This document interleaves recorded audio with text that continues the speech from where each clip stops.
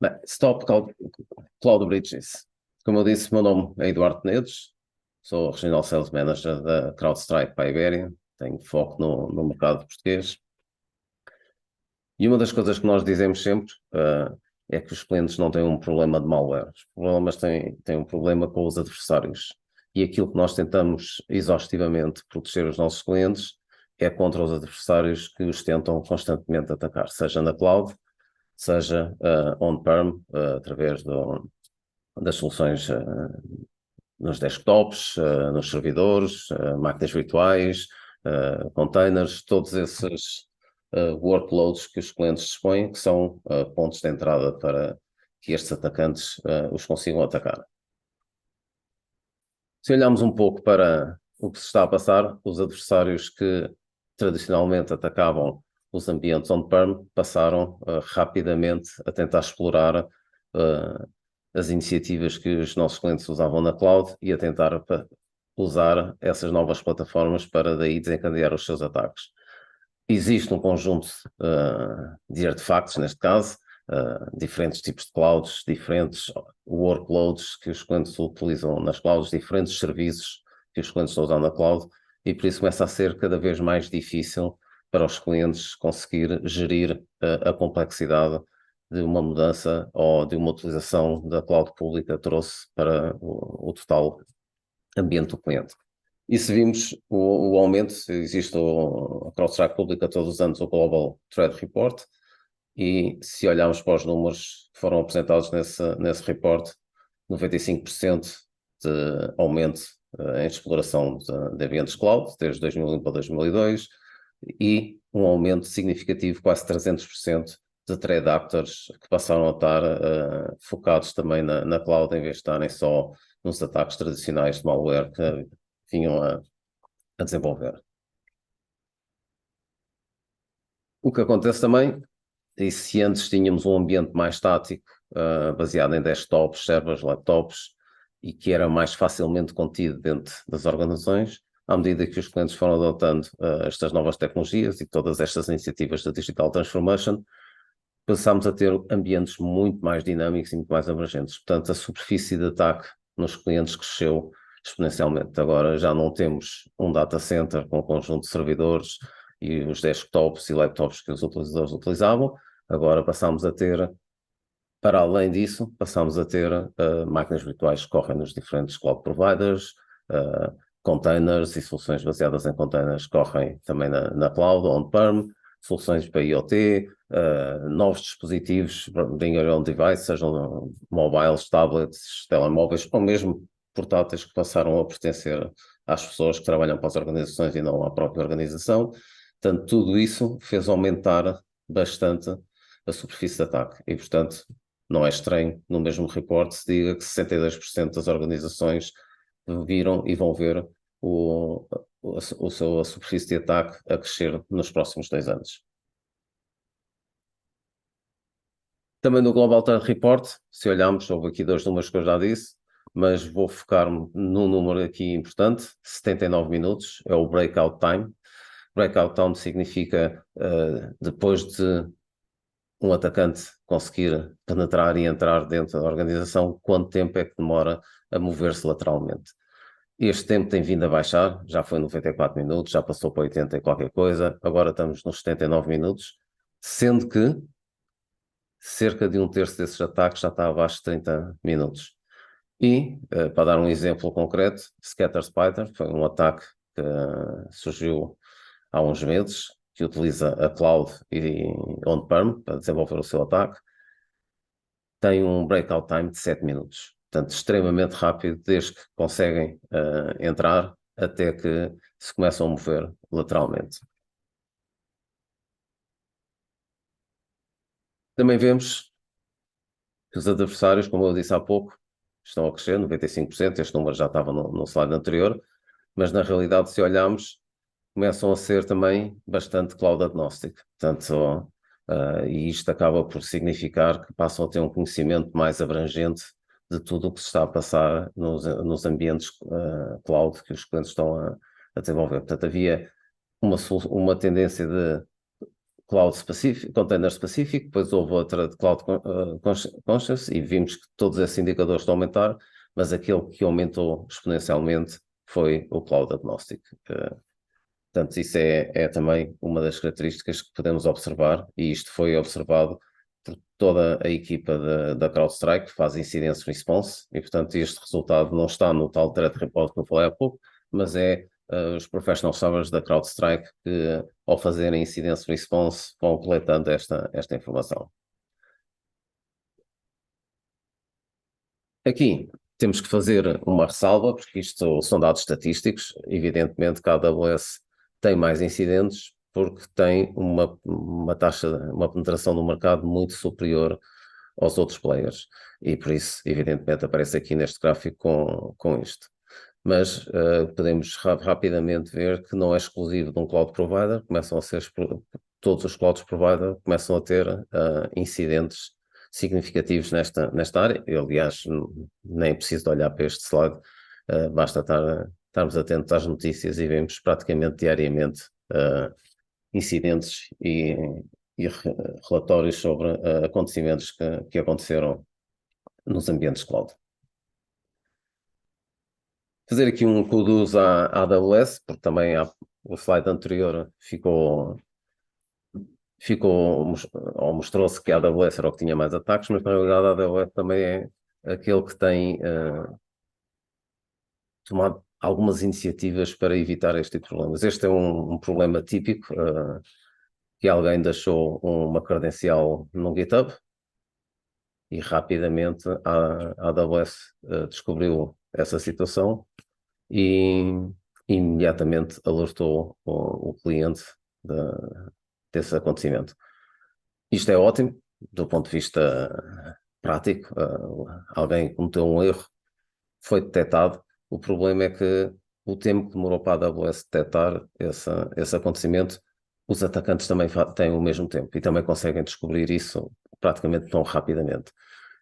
Se isso acontecer, o cliente fica completamente vulnerável. Mas isto já é um alerta para o cliente de um acontecimento de segurança que normalmente e que acontece bastantes vezes.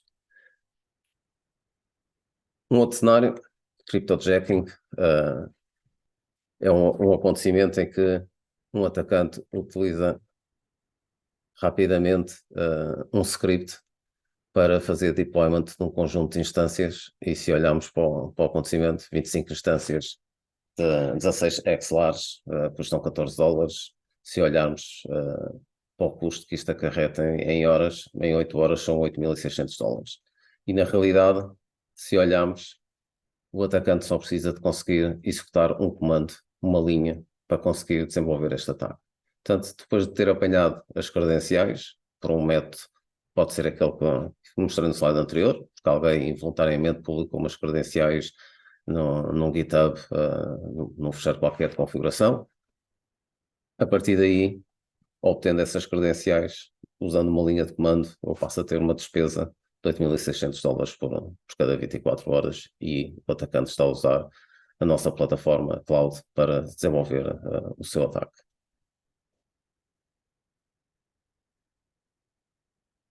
Aqui um exemplo de um ataque também muito comum, em que eu utilizo uma característica de injetar um comando, neste caso numa função lambda, este printf está aí assim, e se a configuração da função lambda não estiver correta, eu rapidamente obtenho um conjunto de credenciais para conseguir entrar no ambiente cloud e poder daí desenvolver o meu ataque. Portanto, o tema da postura de segurança é cada vez mais importante para os nossos clientes. E, portanto, passa a ter aqui assim um conjunto de informação crítica sobre o ambiente cloud do cliente. E, portanto, se eu agora quisesse desenvolver um ataque e encriptar um bucket S3, poderia facilmente, depois de ter as credenciais, fazer isso acontecer. Na realidade, são apenas precisos 7 comandos para conseguir fazer isso. Demora menos de cerca de 30 segundos. E se eu usar uma chave que foi gerada por mim, não há qualquer hipótese do cliente recuperar os dados que estavam no bucket. E então, se quiséssemos, e agora vamos fazer aqui um exercício académico, eu não sei os 7 comandos, ou não sei como é que se faz isso, posso facilmente fazer uma pergunta no chat GPT, o chat GPT responde no texto em inglês como é que isto seria feito, como é que eu poderia criar um bucket S3, encriptá-lo, copiar os dados e apagar o bucket original. E, portanto, tenho aqui um conjunto de instruções, ainda em inglês, de como é que isso seria feito. Mas se eu quisesse ir um bocadinho mais longe e quisesse perguntar para ele me escrever um script para executar e ainda deixar lá um fecheiro chamado rumson.txt, aqui os railcards do ChatGPT dizem não, isso não é bonito de se fazer, portanto eu não te vou desenvolver esse script para tu desenvolveres essa demonstração. Mas se eu brincar aqui um bocadinho com o inglês e mudar aqui algumas palavras, e então eu rapidamente, mudando o texto e o modo como pergunto, tirando daquelas palavras Ramson e substituindo, por exemplo, por ITXT, consigo rapidamente ter um script para correr e poder desenvolver este ataque. Extremamente simples. Posso-vos garantir que, para quem já usou este script que está aqui assim, funciona e deve demorar qualquer coisa como para qualquer um de nós que perceba um bocadinho de Python, pouco mais de meia dúzia de minutos para conseguir perceber exatamente o que é que está a ser executado. Portanto, eu só tive que mudar, como vos disse, algumas palavras para que os railguards passassem. E eu diria hoje em dia, qualquer pessoa pode fazer isto, está disponível para toda a gente. As vantagens do AI são muitas, mas as desvantagens também são algumas. E há pouco, quando eu falei naquele ataque do Spider, do Scatter Spider, que vos disse que era 7 minutos o tempo de breakout, na realidade, as pessoas que estão por trás do Scatter Spider são pessoas que têm 17 a 19 anos. Portanto, temos uma ideia que existem pessoas agora que estão a desenvolver ataques, a usar estas tecnologias para conseguir desenvolver ataques e depois alguém mais tarde irá usá-los para realmente atacar uma entidade.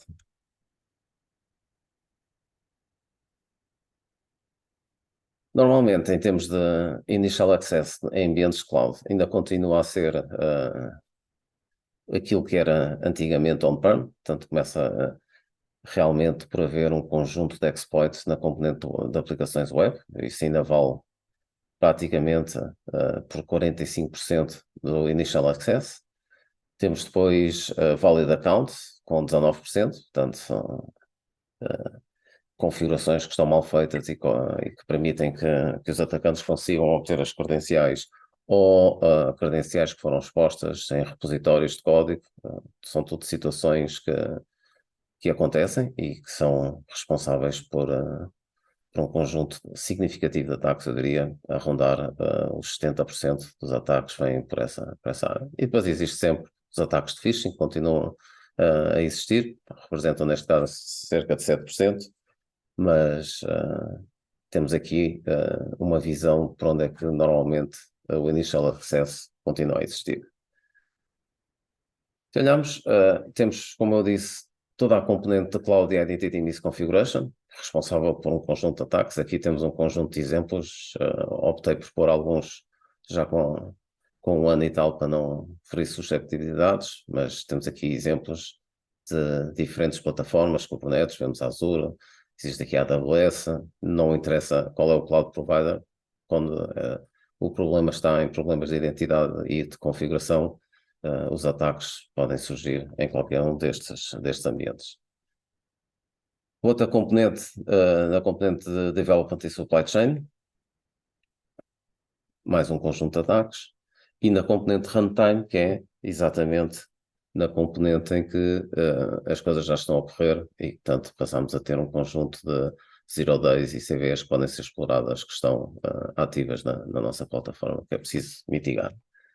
E, portanto, trata-se de ter visibilidade do nosso ambiente, dos nossos workloads e das configurações que estão na cloud.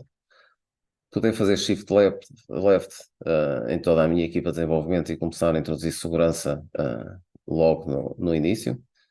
validação de imagens, cheque de imagens para os developers, a componente de Git, a componente de validação de código, todas essas áreas estão disponíveis nesta componente de Development and Supply Chain. E na parte de runtime, propriamente dita, agora que tenho os workloads a correr, como é que eu os vou conseguir proteger ativamente.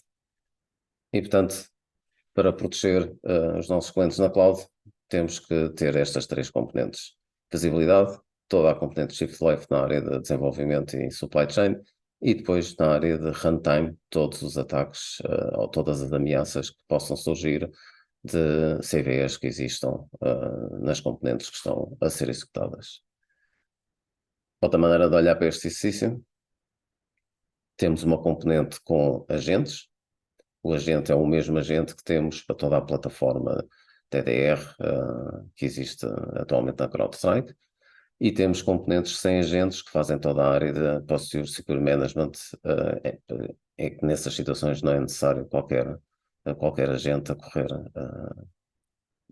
nos workloads que estão na cloud.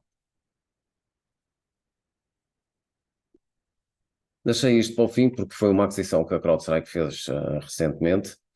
Nós falámos em Cloud Security Posture Management, falámos em Cloud Workload Protection, que é a componente que tem os agentes e que protege em runtime workloads da cloud, sejam containers, sejam VMs, mas temos uma componente que é o Application Security Posture Management, que faz, a maneira mais simples de explicar isto é como se fosse o Google Maps para uma aplicação.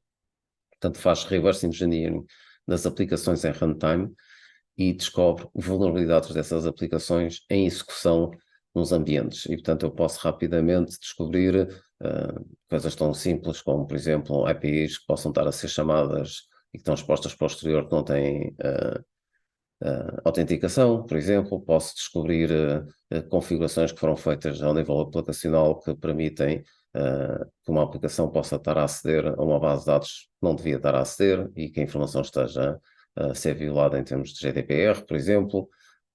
Um conjunto de características, mais uma vez, não tem agentes, não é necessário o código source, suportamos um conjunto de linguagens e de plataformas e permite-nos rapidamente fazer um drill down de todas as nossas aplicações e onde é que podem estar problemas aplicacionais que possam comprometer a segurança ou aumentar o nosso risco.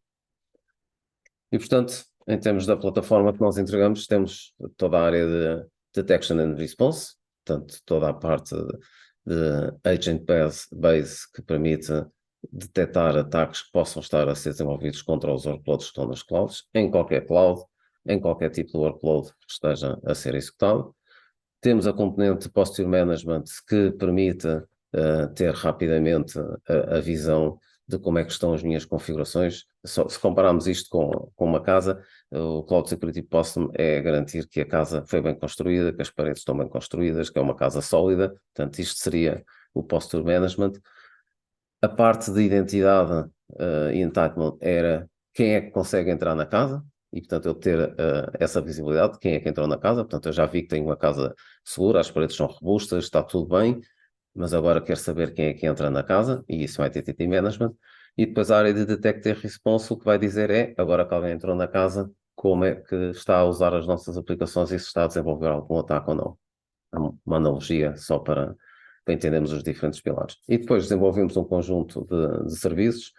A CrowdStrike é conhecida por toda a área de Threat Hunting e MDR, portanto, ter humanos que ajudam os clientes a resolver um ataque rapidamente, e temos um serviço, inclusivamente, que fazemos isso para os nossos clientes, hands-free, ou white glove, como dizem os americanos, mas também agora temos esse serviço MDR para a cloud. Portanto, se o cliente quiser, é CrowdStrike que faz incidence response 24/7 para os ambientes clouds, para além do que já fazia para os ambientes on-prem. Pronto,